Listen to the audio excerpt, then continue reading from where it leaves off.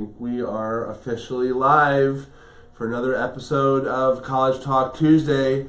Hello, I'm Anderson Cooper, and with me is Stormy Daniels. And today we're did I have that flashback again? Okay, Andy Lockwood with Pearl Lockwood, who can be Stormy in her own right, in her own way.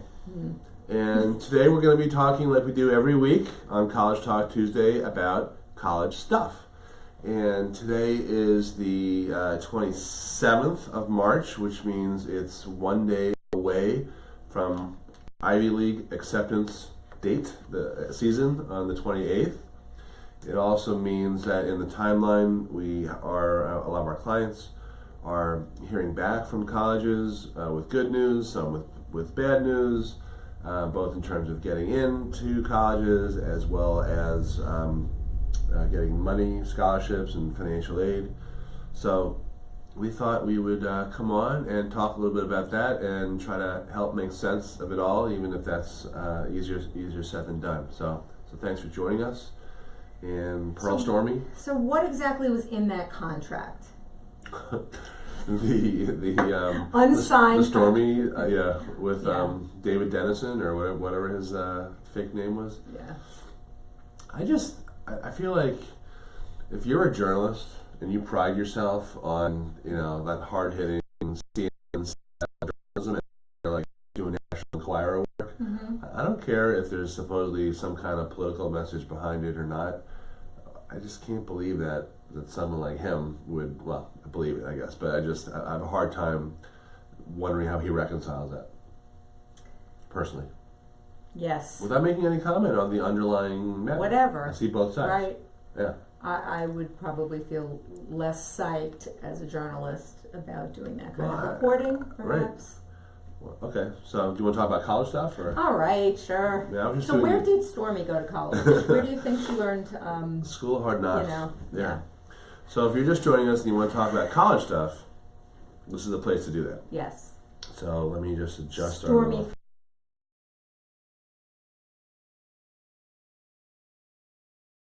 Wherever she did or did not go, she does happen to be, in my opinion, a very good business person. She's doing a lot of the stuff to promote herself that President Trump did to promote himself. Right. We got in trouble for this, for mentioning this. The promotional aspect? The promotional aspect. You mean actually tying it into college stuff? Exactly. We had the nerve. Well, to just here it is. out. I'll give it another shot because we're both opening the door for each other here. Getting into college is partially about your qualifications, and it's partially, arguably, more about how you promote yourself, how you explain this is why I'm different and this is why you should choose me. So I don't think that necessarily means you have to run for office, but I think you can understand that he may not be the world's greatest politician, but he is one of the world's greatest self-promoters. You know who he is, and so do many people She's doing around the the same globe. thing. Yeah, she's exactly. Underlying stuff aside, just the I am singling myself out and getting your attention. There you go. So let's talk about college stuff. Okay. Yeah. Let's do that. So this is what we do every week. We talk about getting into college, paying for college, and all that. So there's been a rash of decisions coming in, and some people have. There's always this tendency to try to pin an explanation, a singular explanation, to explain why something happened, why someone did not get into a school, and versus actually why someone did get in. So we've had both. We've had conversations with clients who thought they were shoo-ins to get into certain colleges. So I'll talk a little bit about that, and then we've also had some surprises, a big surprise the other way that I also want to talk about. So let's start with the bad one. So I live in the immediate area, who is very, very smart and sort of got involved late in the process in terms of starting to focus on the college lists and the applications, where to apply, as well as test prep. She was really far behind on test prep. Part of this has to do with the fact that she grew up in a different country, and so did her dad. Yeah. And but anyway, that's neither here nor there. She got a late jump. We pulled her college list together. She got everything done, but a lot of it was last minute, just to be totally frank. And I'm not using that as the one thing. I know exactly where you're going with this. It's not the one this explanation. Is important. Okay. This is important. So one of the schools that she ended up getting deferred from happened to have been a school above the average range of GPA and ACT. And so the dad, and this was like the second or third, she got into a couple of really good schools, but this was the second or third rejection or deferral that the dad had shared with me. And I said to him, I was like, I don't remember, because things tend to kind of be a blur to us at this time of year. I said, did you visit this particular school? And he said, no, we could never find the time to do that. I know you told me to try to do that, but I'm now regretting that I didn't get a chance to visit. And I said, don't beat yourself up. Your daughter also, she should aggressive for herself with you. But the fact is that out of the 3 colleges that we were discussing, none of them were visited by the client, but 2 out of those 3, when they report what they consider in terms of their admissions decisions, they consider demonstrating interest very highly, in the highest category.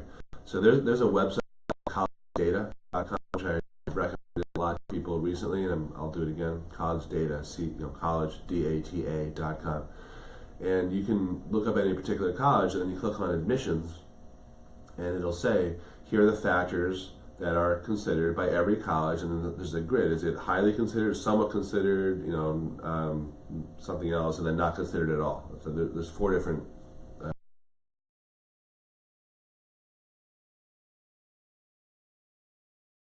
to a school, which means visiting, which means communicating in local open houses. It means communicating with admissions officers. It can also mean talking to department heads, which is another topic for another day. We looked at that, weighted that factor very, very highly, and what I said was, unfortunately, a school like this particular college, in this case was American University, is not going to waste a spot for admissions on someone that they don't think is serious about attending, who never demonstrated interest. And the reason for that has to do with something called the yield, which is the ratio of kids who are admitted versus the kids who actually matriculate. And the higher that ratio, the better it is for the college when they go to build the next $50 million, athletic complex, lazy river, that type of thing. And it also, indirectly affects their rankings. So which is what they care about. Right. So again, just to back up, I don't know if that's the one thing, but that's the obvious one. Right. I mean, that's when you strip everything else away. That's the one thing that stands out. So in that case, what she should do is to go there. She should tell them, "You're my first choice college. Do this in good faith." Yes. And update them with any new bits of information about grades or awards or any type of accolades, that type of thing. And that's your best bet in trying to convince them that you really want to come off the wait list. Now, also in this situation, I said, you better be careful what you wish for, because you are extremely unlikely to get a merit money offer from this college, because they've demonstrated to her that she's not really one of their top picks. Right. Which might have been a self-fulfilling prophecy, because she didn't demonstrate interest in that. She got into some great other schools that are far less expensive, which is where I think she'll end up. But she was disappointed that no one likes being told, no, you can't come here. Of course not. Yeah. But what this brings up also is schools start off as names on a list on a piece of paper or on your computer, and they slowly, as you get into and through your senior year, become more of a reality. And to that end, they're not, you go through the motions. Oh, you have 13, 15. We've had some people apply to 30 schools, too much. But these they're just names on a list, and if you don't come away from that and really critically think about, well, where am I really interested in possibly attending, you have to demonstrate that interest in order for your candidacy to be taken seriously. Also, just along those same lines, when you have these schools that are all theoretical and are on your list and are all, you know, within your grades and your score profile, the reality of, let's say, how traveling to and from such a school, let's say you get in, and maybe if you're a New Yorker or from, you know, the Northeast, and you get into Tulane, Notre Dame, which Notre you Dame, were sporting today. Exactly. Or a school that's perhaps only a drive away. That's a real consideration. Is your student, is your child the type that written and is going to be close enough to home that instead of it being a plane ride every time, which is an added expense and maybe hassle, yeah, traveling sure. over the holidays. Well, right, Delayed and flights. perhaps you're not going to be able to come home as frequently. You can come home maybe for the main holidays, Thanksgiving and Christmas, but maybe that's just too much and too drastic for the kid who's going more locally and can drive home on a random weekend if they need to, if that's your student. Because we've seen that, you know, the college process doesn't end with, okay, and this is where I got in, and I live happily ever after, and then I go to school. You know, in the fall, we often talk about, okay, now you're there. Now you're there, and all those other schools you may have gotten into, applied to, were interested, this, that. They go away, and you end up at one school, and that's your school. And then the reality of how far, how close, and the type of people who were there, and all of that reality then comes into play, which, you know, should be thought of also at the outset. In addition to where this particular student, if American was a school that was really a front runner, I think the downfall here was that she didn't, you know, express enough interest. So when we're also talking about how grades and scores, how do you set yourself apart to all these schools? The schools also are trying to figure out who is really interested in coming here, and they're, you know, they also have lots and lots of, they need some deciding factors in determining, you know, now we have, let's say these are not qualified kids, these are qualified kids. Now we have all these qualified kids. Who do we want to give the brass ring to and say yes to? Who's likely to say yes to us? Clear, when you say it like that, you think about it And like there's that. also what other boxes do they check off? You know, are they underrepresented minorities? Are they recruited athletes? Whatever. Exactly. This is all the stuff that goes into it. it. All matters. And even if you do everything, that doesn't mean you're going to get in. It just means you're getting in are going to be a lot higher. There's no man blind. Right. I had a conversation today with a client. It was kind of grouchy. I'll be honest, and he's always been grouchy, like the whole time. Right from Jump Street, he was, you know, complaining, not really at us, but sort of bemoaning how his life and how he had, you know, made some past financial mistakes and is trying to make up for them, and it was like a lot of money to hire us and this and that, and, you know, it's blah blah blah. And then today the conversation was kind of like, you know, well, he got into 12 out of 14 colleges, but we would have liked more than the $22,000 he was awarded from his top choice school. And I said, you know, most of the time when I have calls like this, it's like the tone is more like, oh my God, this is incredible, you know, thank you for all your help. You know, not that I would take credit for it. You know, when kids get into their top choice school, you know, it's not that we got them in. And when they, likewise though, when they don't get into their top choice school, it's not like we caused that either, because we didn't, you know, do their extracurriculars, we don't take their tests, we don't study for them, you know, all that stuff. Right. We give the advice, but whether or not you take it is another question, is another story. But even then, you can't, you know, like I was saying to you before, it's like having, what's another goal? If you don't know what your goal is, or if it's not reasonable, it doesn't mean that you're a failure if you don't hit it. It just means that you had the wrong goal. It's like trying to, you know, like I was saying, like, you know, we can see the water out of our window here. It's like trying to touch the horizon. You can't do it if that's your goal, and if you do that, you succeed. I mean, you know, in his case, getting into 12 out of 14 and getting the biggest financial aid award from his top choice college, He said, well, I would have liked to have gotten more from blah, blah, blah. I'm like, well, you know what? Well, no, his GPA was beneath their criteria for their scholarship. So yeah, but that was because, and this, it was because, no, live in reality, and don't be so angry, Pearl. I'm sorry, I got a lot of anger. It was. I was actually annoyed, and it takes a lot annoying. takes little to annoy her. It takes a lot to annoy me. Anyway, okay, so that's again, it's about the expectations. Or reconnecting. Okay, we had a little. Maybe we're just edited, censored for saying that. So I think we're back on the air now. So so we had another call. Okay, so on the flip side is we have a client. I'm not gonna say his name, but the mom refers to the son. Talk about tough love. Oh wow. The mom refers to her son as Little Madoff. That's how he was introduced to me. I was like, wow, we're going to have a fun cycle together. So and now we're working with the younger son. She hired us for the younger one, who is the good one. Not that's the contrast. Anyway, his grades were lower than his GPA was lower than the average of just about every school he applied to. Wow. But his scores were in the middle or a little higher than most of the schools he applied to. So he ended up getting into Binghamton, which he was not a slam dunk to get into, and they gave him money. Wow. And the mom was like, she texted to me. We were both thinking the same thing. I was like, is this a mistake? I mean, this is, it got into a business program also. And she said, what do you think happened? I've been talking to all my friends. None of them, their kids didn't get in. They had much better grades and scores than he did.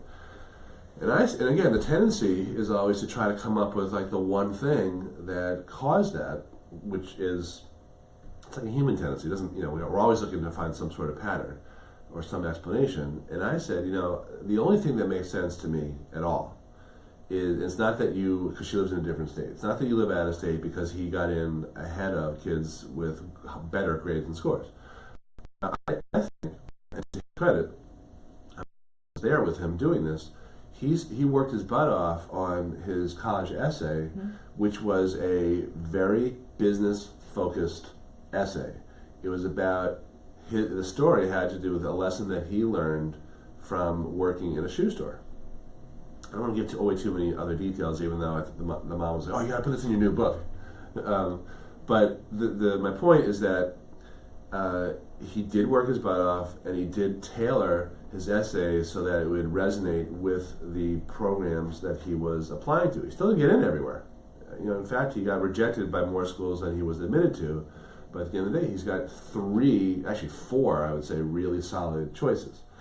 And I personally would pick Binghamton. But the essay was very thoughtful, mostly because we edited it went through 6 drafts. But it was really a nice essay, sure, maybe perhaps a little artistic license. There's a difference between polish and fiction. This was not fictional. It was a great essay, and it had to do with his thoughts on little mom and pop places competing with Dick's and whatever, and it was kind of a high level sophisticated thing, but it was also about his own personal experience. So it checked a lot of the boxes, and it was good. So you never know, right? And but there can be surprises both ways. We've had kids, this year into all these crazies, we heard from Patty yesterday. Her son got into Amherst College, which is not UMass Amherst, Amherst College, which is really super hard to get into.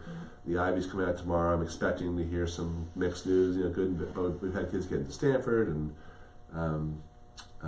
Yale and Michigan and Boston College. We had a few kids get into BC this year. Yeah. So. And then we always hear. I don't know if you guys hear this.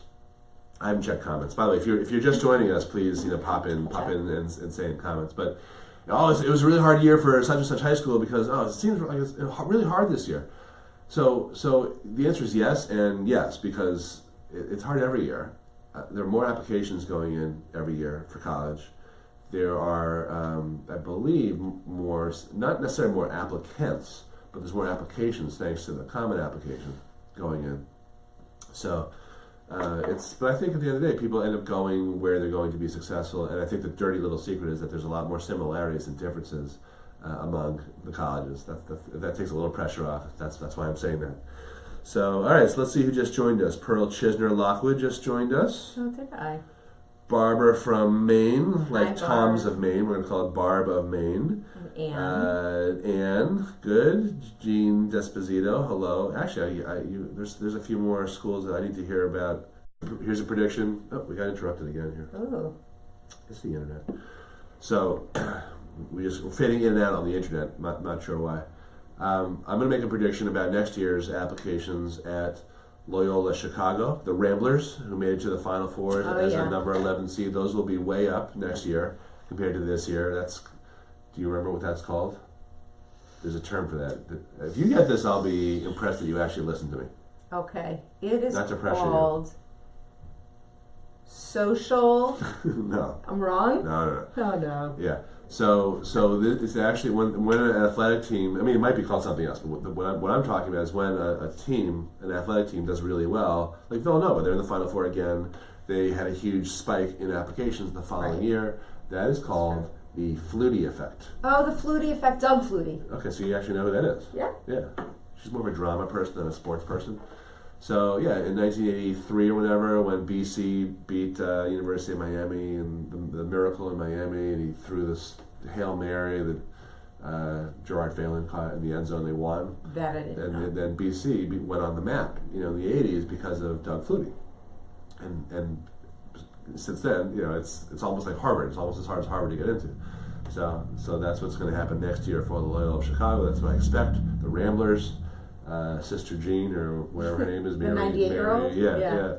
It's so cool. She's cute. March Madness is I was actually trying to explain to our 7th grade daughter Sammy yesterday why I think March Madness is so cool with all these upsets as opposed to the plays that she's in, where it's the same play, seeing Les Mis 7 or 8 times, which is the most depressing play because everyone dies, and it's not like there's any surprises. You know what's going to happen each scene. Unlike the NCAA's when the number 11 seed makes it to Did she Final decide Four. to give up drama?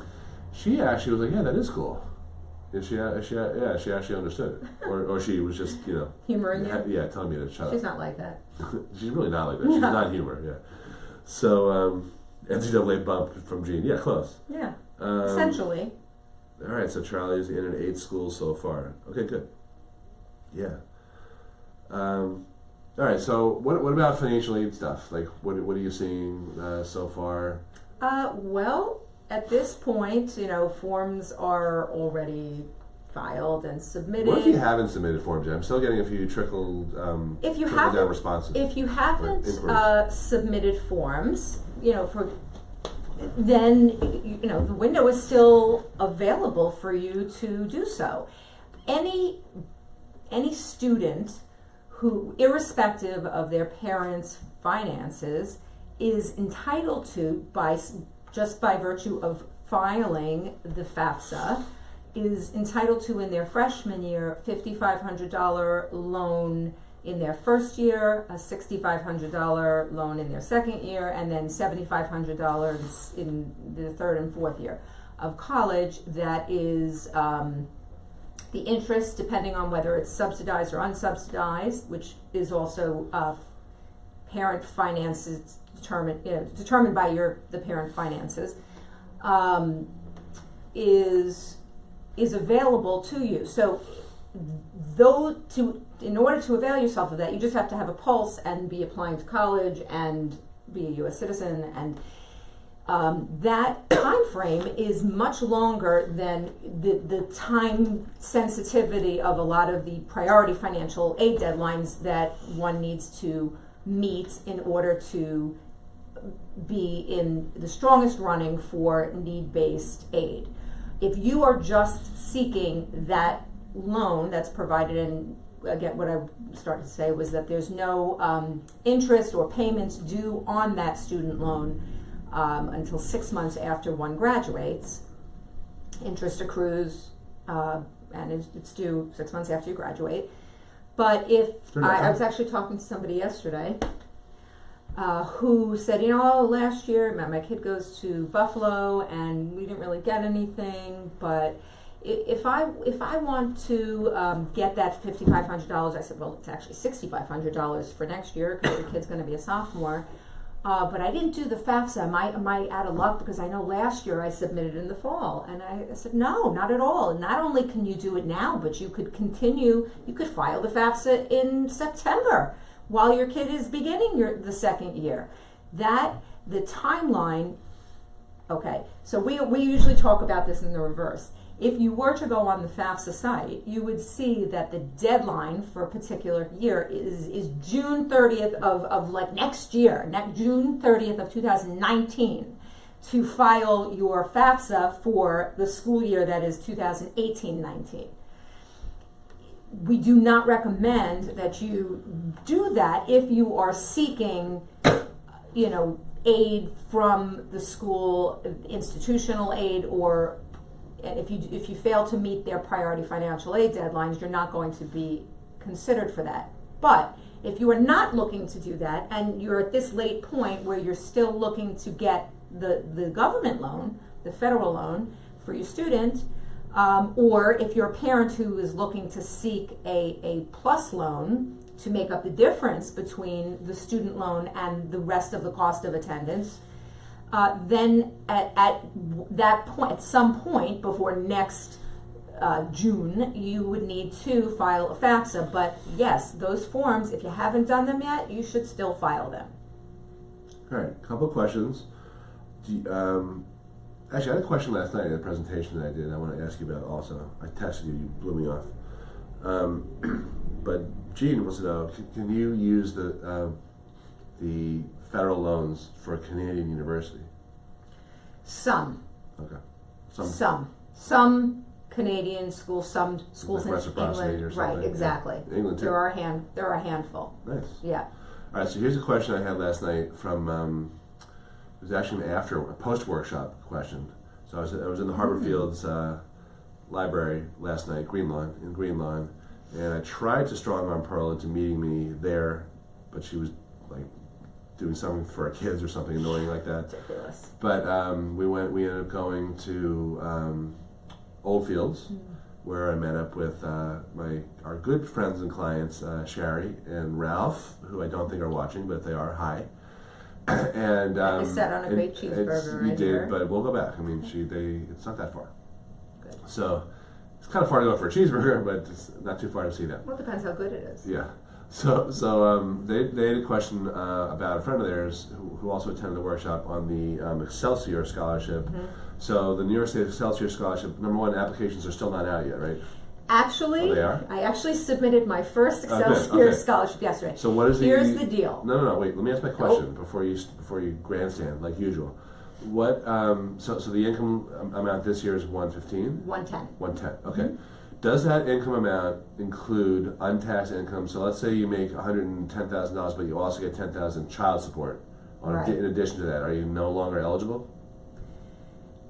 You are eligible. Because it does not include Correct. untaxed. That's what I That's thought. right. I'm going to tell her that. It comes from your If New you're York watching- State return. Okay.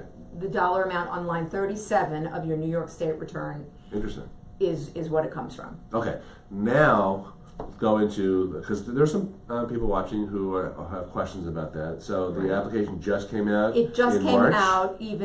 It just came out like this week. Okay. That's breaking news. Why didn't we have a news I alert? need a bell or some kind of sound effect. Something in red. Well, like every time you turn on the news on CNN or Fox, whatever, it's always breaking news. Yes. Yeah. So it's December. Breaking news! President Trump tweeted something. It rained in whatever. Fake news. Breaking fake news. So Excelsior. Yep. Excelsior is, for those of you who are unfamiliar with it, is a new program available in New York State that is available to students who are attending CUNYs or SUNYs, and perhaps, although I really don't know of any, maybe a school or two outside of that, but it's community colleges, SUNYs, CUNYs, and as you said, this year, your New York State adjusted gross income line 37 needs to be under $110,000 in order. Next year, 125. 125, and then it's staying at 125, capped at 125. It'll be ongoing. In order to complete the Excelsior scholarship, and it's a scholarship, there are some catches. You'll get if you are eligible, you will get your tuition covered, but that's not including the cost of attendance, which means does not include room and board. For as many years as you avail yourself of the Excelsior Scholarship, you need to work in New York State for that many years that you took it. If you don't, then that scholarship automatically turns into a loan. There are other requirements to the scholarship. You need to be taking a minimum of 30 credits in a calendar year. You also need to keep a minimum grade point average as well, which last time I checked was not published. And last year's Right. was the release. Last year was the release of the Excelsior. Neither is the interest rate. Yeah. For the if it converts to a right, loan. so if you go to college Right. for 4 years and you get the scholarship for 4 years, but you go to work in New York State afterward for 2 years, then the remaining 2 years Right. converts to a loan, but we don't know what that means. Correct. As far as if you had in order to apply for the Excelsior, you need to have already submitted your FAFSA and your TAP application. Once those two forms have been filed, then you're able to complete and file an Excelsior scholarship. What do they do? They are available now, and They they're due immediately. Well, they're due between now and I don't know why I want to say July 28th is some date that's sticking in my head. I can actually double check that. I'll double check that in a minute. I remember it being June for the TAP. June of next year. Yeah. It's June of 2019. Again, right, you're going to want to put that into place if you're looking to cover a semester that starts in 2018. But if you availed yourself of the Excelsior Scholarship last year and you are now looking to renew your Excelsior Scholarship for next year, the only thing you need to do is complete the FAFSA and the TAP application. There is no additional Excelsior application if you have already obtained an Excelsior scholarship in the past. If you're a new student, then you do need to complete the FAFSA, complete the TAP, and an independent Excelsior scholarship application. Got it. All right, couple of questions here. So, I'm gonna check on that. Lisa O'Donnell. Hello, Lisa. Agrees about my review of Oldfields. All right, so Jean Desposito wants to know if Toronto is one of those schools that Yes. you know off the top of your head that takes the federal. It is. It does. Okay, good. Yep. Tammy Lee, if you decide not to take the federal loan freshman year, can you use it later years, or is it all 4 years and nothing? It's year by year. Year by year, each year, and in your freshman year, the amount is $55.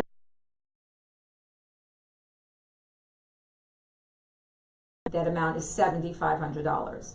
All right, Lisa O'Donnell, if you get the Excelsior, do you get other need-based or merit? You can. Yes. Yeah, you can. Yeah.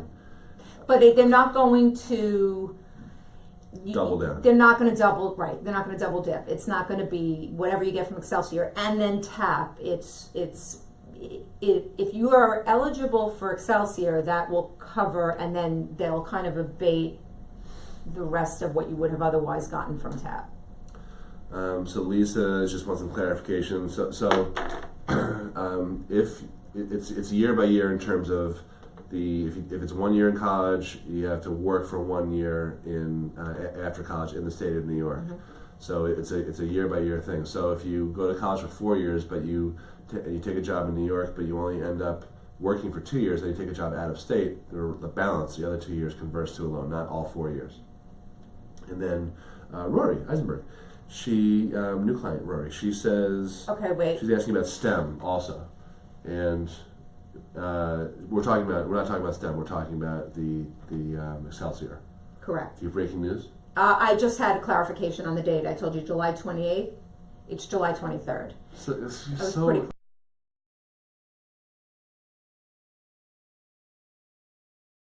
yesterday at 9 a.m. That is breaking news. Damn it!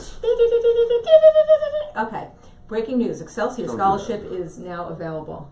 Didn't I sound like the news thing? No. No, you sounded like someone making noises. Oh, okay.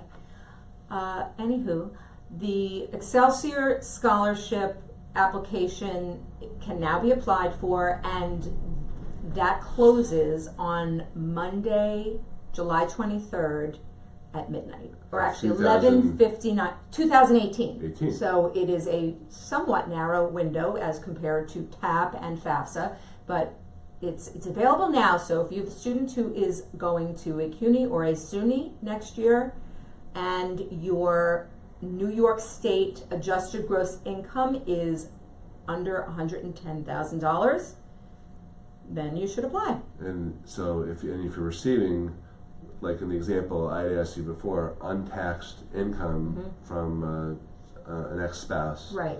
that does not show up on your New York State return. It shows up No. on federal, but not your New York State? Or No, it doesn't anywhere? show up Doesn't on, get it added doesn't back show up, correct. It doesn't show up on your Okay. federal either. return either because it's untaxed income. Right. However, it is added back and included in the financial aid formulas for the FAFSA, For federal. for federal. That's okay, right. But not New York State. Interesting. Not for, So, right. so in New York State it pays to get divorced. Hmm. But not in the District of Columbia. Okay. All right, good. So I think we are, we can call this one a wrap. We Okay. went a little over on time. Thank you everyone for joining us, and thanks for the comments, the emojis. We usually pick them up within a day or so that they're made. Sometimes Facebook doesn't alert us. I don't know why.